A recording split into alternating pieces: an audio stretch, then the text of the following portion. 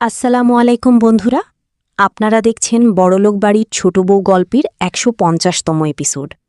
ভিডিওটি শুরু করার আগে একটি লাইক এবং শেয়ার দিন আর চ্যানেলটি সাবস্ক্রাইব করতে ভুলবেন না। তাহলে চলুন শুরু করা যাক। ভিডিওটির শুরুতে আমরা দেখতে পাই আজকের পর্বটি শুরু হয় একটি আনন্দময় মুহূর্ত দিয়ে। টুকুন হাসি মুখে ছোটুর দিকে তাকিয়ে জিজ্ঞেস করে, কেমন লাগলো আমার এই চমকটা? ছোটু অর্থাৎ অর্জুন মাথা নাড়িয়ে বলে, সত্যিই অসাধারণ লেগেছে। তখন টুকুন একটু মজার সুরে বলে, তুই কি ভেবেছিলি তোর দ্বিতীয় বিয়েতে আমি ছুটি কাটিয়ে চলে আসব? যদি অহনার সাথেই তোর বিয়ে না হতো তাহলে আমি কোনোদিনও পা রাখতাম না এখানে। এরপর টুকুন অহনার দিকে ঘুরে বলে, তোমার কি তোমার দাদার ওপর একটুও ভরসা নেই? তারপর টুকুন খেয়াল করে অহনা এখনও ঘোমটা দিয়ে চুপচাপ বসে আছে। সে হেসে বলে, আমাদের নতুন বউ এখনও ঘোমটার আড়ালে লুকিয়ে আছে, এবার ঘোমটাটা তোলো। অহনা ধীরে ধীরে ঘুমটা সরায়। তখন পাশ থেকে প্রতিবেশীরা হেসে বলে, ওকে আগেই বলেছিলাম ঘুমটা দিয়ে চুপ করে বসে থাকতে, সে সেটাই করেছে একদম মনোযোগ দিয়ে। এরপর অহনার শাশুড়ি মা এগিয়ে আসেন। অহনার মুখের দিকে তাকিয়ে বলেন, কিরে, চোখের জল কি এখন একটু কমেছে? রাগটাও কি একটু ঠান্ডা হয়েছে? এবার একটু হাসো তো দেখি। এরপর পুরোহিত মশাইকে বলা হয় আরও জোরে মন্ত্র পড়তে, যাতে পুরো পাড়া শুনতে পায়। তারপর শাশুড়ি মা সবার দিকে তাকিয়ে বলেন, এবার বলুন আমার পরিকল্পনা কেমন লাগলো সবার? সতুমামা হেসে জবাব দেন, তোমার পরিকল্পনার কাছে সবাই হেরে গেছে, এটা মানতেই হবে। এরপর অহনা আর অর্জুন দুজনেই আনন্দে মেতে ওঠে। বিয়ের সমস্ত নিয়মকানুন একে একে পালন করা হয়, 7 পাকে ঘোরা হয়, সিঁদুরদান সম্পন্ন হয় এবং আনুষ্ঠানিকভাবে তাদের বিয়ে সম্পন্ন হয়।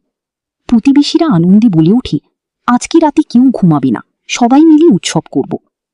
বিয়ে শেষে অহনা হাসতে হাসতে বলে, তোমরা সবাই মিলে আমাকে বোকা বানিয়েছ। একজন প্রতিবেশী মজা করে বলে, বোকা সেজে থাকতে কেমন লাগলো? অহনা বলে, ছোট সারাটা দিন আমাকে দিয়ে এত কাজ করিয়েছে, একটিবারের জন্যও টু শব্দটি করেনি। তখন একজন মেয়ে বলে, তোমাকে দিয়ে কাজ না করালে তুমি সন্দেহ করে ফেলতে, তাই ব্যস্ত রাখা হয়েছিল তোমাকে। এরপর প্রতিবেশীরা অর্জুনকে জিজ্ঞেস করে, একই মেয়েকে দুবার বিয়ে করতে কেমন লাগলো জামাইবাবু? অর্জুন মজার সুরে বলে, কেমন লাগলো মানে? সব তো একই রকম আছে, পুরনোর মতোই। ভেবেছিলাম নতুন কিছু পাব, কিন্তু কিছুই তো বদলায়নি। অহনা তখন পাল্টা বলে, ওনার কাছে তো সুযোগ ছিল, আমাকে আগে বলতে পারতেন, তাহলে আমিই বিয়ের মণ্ডপ ছেড়ে চলে যেতাম। অর্জুন হেসে বলে, আমি তো মায়ের ভয়েই এই কাজ করেছি। অহনা বলে, তার মানে মায়ের ভয় না থাকলে আপনি কিছুই করতেন না? এইভাবে দুজনের মধ্যে হাসি ঠাট্টা চলতে থাকে। এক পর্যায়ে অহনা উঠে সরে যেতে চাইলে অর্জুন তার হাত ধরে আটকে দেয়। তখন পাড়ার একটি মেয়ে বলে, অহনা, শুনেছি তুমি নাকি দারুণ গান করো, একটা গান শোনাও। অহনা লজ্জা পেয়ে বলে, না না, আমি একদম ভালো গান করি না। তারা তখন বলে, গান না হলে একটু নাচ করো। এরপর মেয়েরা অর্জুনকেও ছাড়ে না, বলে, জামাইবাবু, আপনিও একটু গান শোনান, আমরা অনেক কষ্ট করেছি এই বিয়ের জন্য। শেষমেশ অর্জুন গান ধরে আর দুজনে মিলে একসাথে নাচতে শুরু করে। দূর থেকে এই দৃশ্য দেখে সতুমামা দুর্গাদেবীকে বলেন, আজকে মনটা অনেক হালকা লাগছে। মেয়েটা এতক্ষণ মন খারাপ করে বসেছিল, এখন দেখো কিভাবে হাসছে। দুর্গাদেবী বলেন, আমার ছেলেও তো কত কষ্টে ছিল এতদিন, আর এখন দেখো সে নিজেই নাচছে। সতুমামা একটু মন খারাপ করে বলেন, যতদিন আমার কাছে ছিল ঘরটা ভরা ছিল, কাল চলে গেলে সব ফাঁকা হয়ে যাবে। দুর্গাদেবী বলেন, তোমাকে একা থাকতে দেব না, আমাদের বাড়িতে চলে এসো, কাল থেকেই ব্যবস্থা করা যাবে। মামা জিজ্ঞেস করেন, টুকুন কোথায় গেল? দুর্গাদেবী বলেন, টুকুন বাড়ি ফিরে গেছে, কাল সকালে ওরা যাওয়ার সময় নিতে আসবে। মামা একটু চিন্তিত হয়ে বলেন, বাড়িতে গিয়ে যদি সব বলে দেয়? দুর্গাদেবী হেসে বলেন, টুকুনের উপর আমার পূর্ণ ভরসা আছে, সে চমৎকার অভিনয় করতে পারে, কিছু বলবে না। তারপর দুর্গাদেবী একটু আবেগের সাথে বলেন, আপনার সাথে অনেকদিন পর মন খুলে কথা বলা হলো। সুতুমামাও বলেন, আমারও মনে হলো এই কদিন পুরনো দিনগুলোতে ফিরে গিয়েছিলাম। দুর্গাদেবী বলেন, খুশি থাকতে শেখাটা এই মেয়েই আমাকে শিখিয়েছি। এদিকে পাড়ার মেয়েরা হাসতে হাসতে বলে, আমাদের পুরনো জামাইবাবু যেন লাইসেন্সের মতো রিনিউ হয়ে গেছেন। তারপর বলে, আমরা এখন যাচ্ছি, তোমাদের রাতটা একা দিলাম, সকালে এসে তার হিসাব নেব। অর্জুন মজা করে বলে, আমি তো পুরনো জামাইবাবু, তাই শালিদের খরচা তো আগেই চুকিয়ে দিয়েছি। এরপর আরও হেসে বলে, ভেবেছিলাম মা হয়তো নতুন কোনো সুন্দরী মেয়ে দেখে রেখেছে, কিন্তু শেষে পুরনো বউয়ের সাথেই আবার বিয়ে হলো, তাই আলাদা কোনো খরচা দেওয়ার প্রশ্নই আসে না। এই কথায় সবাই হেসে গড়িয়ে পড়ে। প্রতিবেশীরা একে একে বিদায় নেয়। সতুমামা দুর্গাদেবীকে বলেন, আমার মেয়েটা কিন্তু অনেক নম্র, ভদ্র আর ভালো মনের। দুর্গাদেবী বলেন, এমনি এমনি কি আর আমার ছেলের সাথে দ্বিতীয়বার বিয়ে দিলাম? দেখলে তো, এই ঘটনার পর দুজনের মনেই একে অপরকে হারানোর ভয় ঢুকে গেছে। এরপর তিনি বলেন, এখন থেকে ওদের বলে দেব যদি আর কোনো ঝামেলা হয় সেটা ওরাই মেটাবে, আমি আর মাঝে পড়ব না, না হলে অন্য জায়গায় বিয়ে দেওয়ার ব্যবস্থা করব। সতুমামা হেসে বলেন, আমার মেয়ে অনেক ভালো পড়াশোনা করেছে, একটা ভালো চাকরি হবেই ওর। তারপর একটু আবেগের সাথে বলেন, আমার ইতিহাস খুব ভালো লাগে, মনে হয় পৃথিবীর সব ইতিহাস কাছ থেকে দেখব, কিন্তু একা একা যেতে মন চায় না। দুর্গাদেবী বলেন, আমিও তো অনেক কিছু সামলাই, জানি না কতটুকু পারব, তবে আপনাকে একা ছাড়ব না। শরীর খারাপ হলে দেখার কেউ না থাকলে চলবে কিভাবে? সতুমামা হেসে বলেন, তুমি একা যেতে দেবে না, আবার নিজেও যাবে না বলছো, তাহলে আমি কি করব বলো? দুর্গাদেবী হেসে বলেন, সেটা না হয় পরে ভাবা যাবে, আপাতত অনেক রাত হয়েছে, বিশ্রাম নিন, কোনো সমস্যা হলে ডাকবেন। ভিতরের ঘরে অর্জুন দরজা বন্ধ করে দেয়। অহনা অবাক হয়ে বলে, দরজা বন্ধ করছেন কেন? অর্জুন বলে, বিয়ে হয়ে গেছে, এখন দরজা বন্ধ রাখার অধিকার আছে আমার। অহনা দরজা খুলে দিতে বলে। অর্জুন বলে, আমি খুলব না, এখন আমরা ঘুমাবো, তাই দরজা বন্ধ থাকবে। অহনা বলে, আপনি ভুলে গেছেন আজকের রাতে আমাদের জেগে থাকতে হবে। এরপর অর্জুন অহনাকে আলতো করে জড়িয়ে ধরে। অহনা বলে, এটা কি করছে? অহনা বলে, এটা কি করছেন? অর্জুন বলে, আস্তে কথা বলো, মা পাশের ঘরে আছেন। তারপর ধীরে ধীরে বলে, আমি বুঝতেই পারিনি তোমাকে হারালে আমার কতটা কষ্ট হবে। আজকে মনে হচ্ছে অনেক দিন পর হারিয়ে যাওয়া কিছু একটা আবার ফিরে পেলাম। এবার চলুন এই গল্পের কিছু প্রেডিকশন করা যাক। সূর্যের আলো সবে উঠেছে। মামার বাড়ির উঠোনে গতকালের বিয়ের সাজসজ্জা এখনও ছড়িয়ে আছে, ফুলের মালা, আলপনা সব মিলিয়ে একটা আনন্দের আভাস। কিন্তু উঠোনের এক কোণে অহনা একা চুপ করে বসে আছে, মনে মনে ভাবছে, সত্যিই কি আবার বিয়ে হলো? এটা স্বপ্ন না সত্যি? এমন সময় সতুমামা 2 হাতে চা নিয়ে আসেন। অহনার পাশে বসে বলেন, কিরে মা, রাতে ঘুমাসনি? অহনা মামার দিকে তাকিয়ে বলে, মামা, তুমিও জানতে সব? সতুমামা একটু হেসে বলেন, আমি না জানলে কি আর সম্ভব হতো? তোর মা থাকলে আজকে কতটা খুশি হতো জানিস? এই কথা শুনে অহনার চোখ ভিজে আসে। সে বলে, মামা। গলা ধরে আসে তার। সতুমামা আসতে বলেন, কাঁদিস না মা, তোর মা আজ অনেক খুশি আছে, ওপর থেকে দেখছে তোকে। এদিকে ঘরের ভেতরে দুর্গাদেবী ব্যাগ গোছাচ্ছেন। অর্জুন এসে মায়ের পাশে বসে বলে, মা, তুমি আমাকে আগে বললে না কেন? কি, তুমি আমাকে আগে বললে না কেন? দুর্গাদেবী শান্তভাবে বলেন, বললে কি তুই মানতিস? অর্জুন চুপ করে থাকে। দুর্গাদেবী বলতে থাকেন, দেখ, তোদের দুজনের মধ্যে যে দূরত্ব তৈরি হয়েছিল সেটা ছিল ভয় থেকে, একে অপরকে হারানোর ভয়। এখন সেই ভয়টাকে কাজে লাগা। অর্জুন বলে, মানে?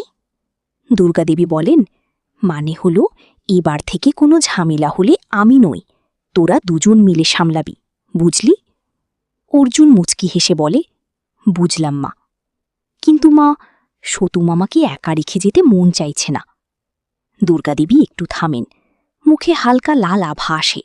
তারপর বলেন, সেটা আমি দেখছি, তুই নিজের দিকে মন দে। এরপর বাইরে উঠোনে বিদায়ের প্রস্তুতি শুরু হয়। হঠাৎ টুকুন হাজির হয়, সাথে পাড়ার মেয়েরাও এসে গেছে। টুকুন হাসতে হাসতে বলে, আরে নতুন বউ এখনো মামার বাড়ি তো, জামাইবাবু নিয়ে যাচ্ছেন না কেন? অর্জুন বলে, তোর দিদি যেতে চাইছে না। অহনা সঙ্গে সঙ্গে বলে, একদম মিথ্যে কথা। পাড়ার মেয়েরা বলে, আমরা তো কাল বলেছিলাম সকালে খরচা নিতে আসব। অর্জুন হেসে বলে, আমি তো আগেই বললাম পুরনো বউ, তাই খরচা নেই। সবাই হেসে ওঠে।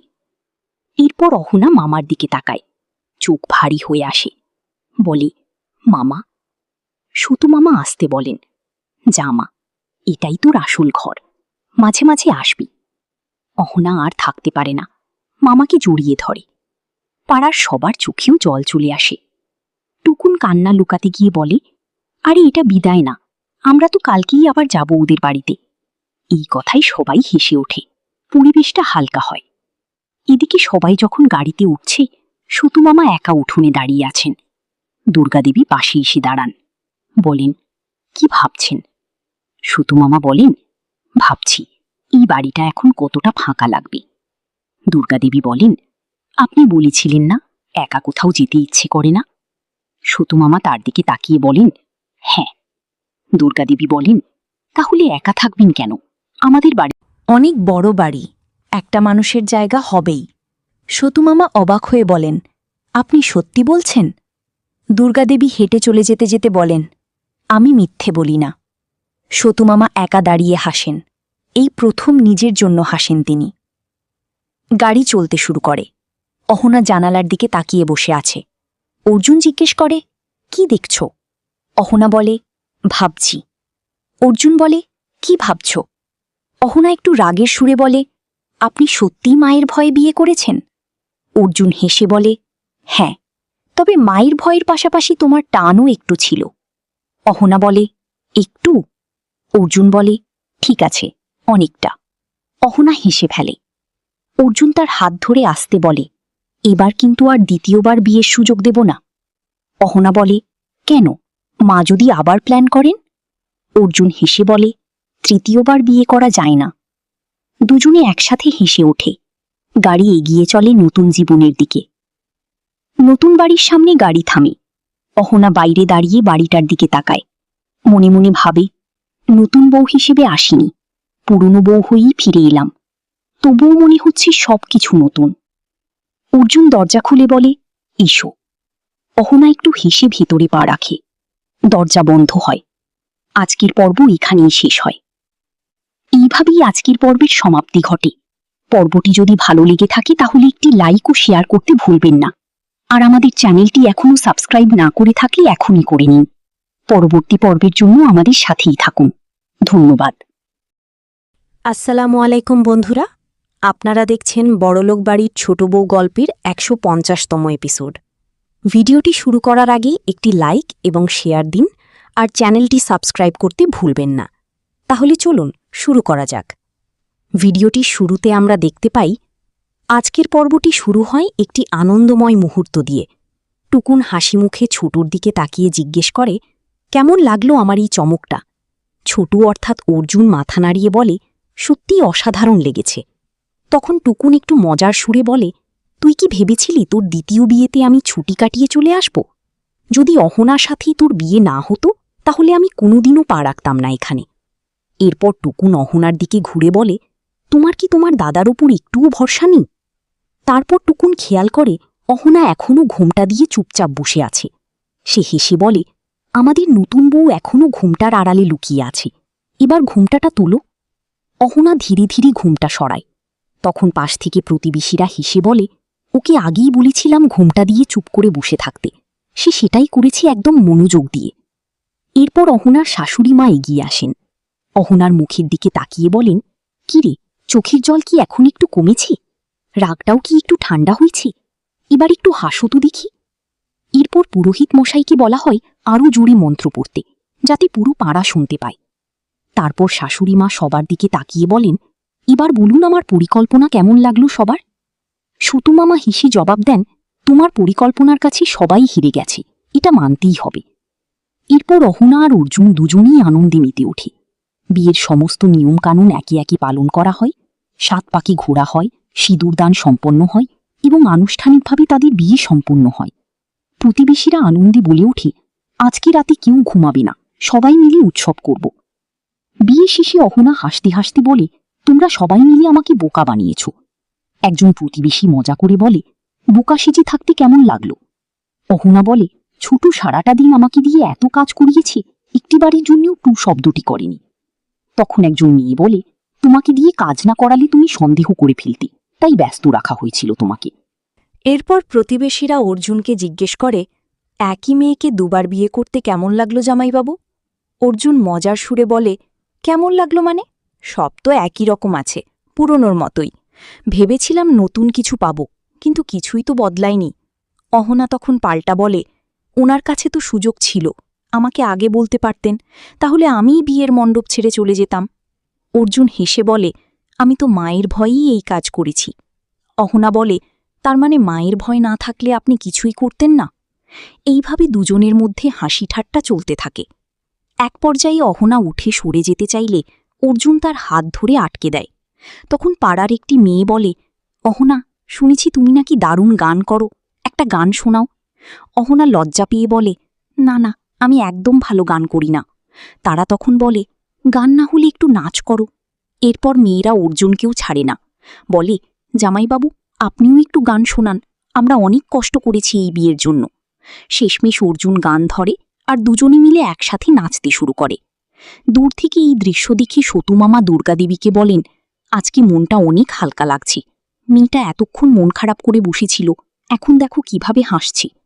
দুর্গাদেবী বলেন, আমার ছেলেও তো কত কষ্টে ছিল এতদিন, আর এখন দেখো সে নিজেই নাচছে। সতুমামা একটু মন খারাপ করে বলেন, যতদিন আমার কাছে ছিল ঘরটা ভরা ছিল, কাল চলে গেলে সব ফাঁকা হয়ে যাবে। দুর্গাদেবী বলেন, তোমাকে একা থাকতে দেব না, আমাদের বাড়িতে চলে এসো, কাল থেকেই ব্যবস্থা করা যাবে। মামা জিজ্ঞেস করেন, টুকুন কোথায় গেল? দুর্গাদেবী বলেন, টুকুন বাড়ি ফিরে গেছে, কাল সকালে ওরা যাওয়ার সময় নিতে আসবে। মামা একটু চিন্তিত হয়ে বলেন, বাড়িতে গিয়ে যদি সব বলে দেয়?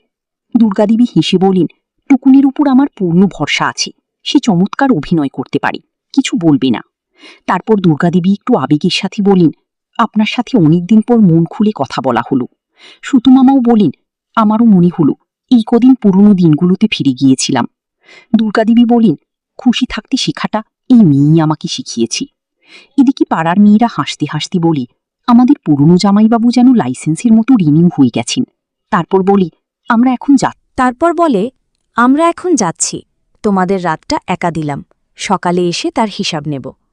অর্জুন মজা করে বলে, আমি তো পুরনো জামাইবাবু, তাই শালিদের খরচা তো আগেই চুকিয়ে দিয়েছি।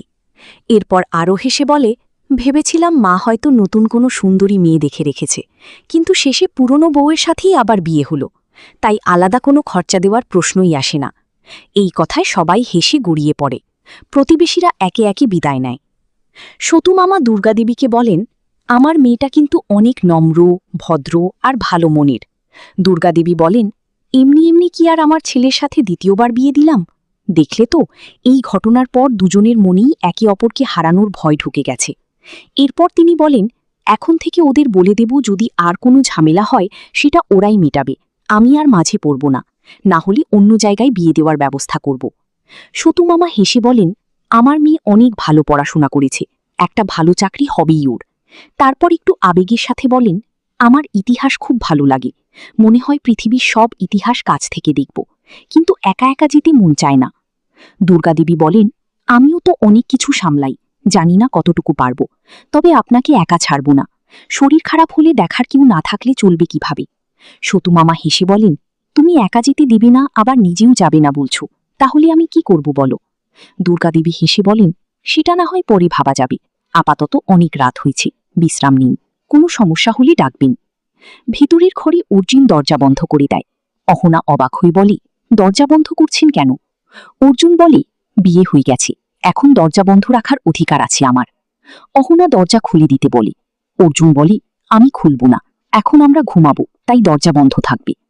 অহনা বলে, আপনি ভুলে গেছেন আজকের রাতে আমাদের জেগে থাকতে হবে। এরপর অর্জুন অহনাকে আলতো করে জড়িয়ে ধরে।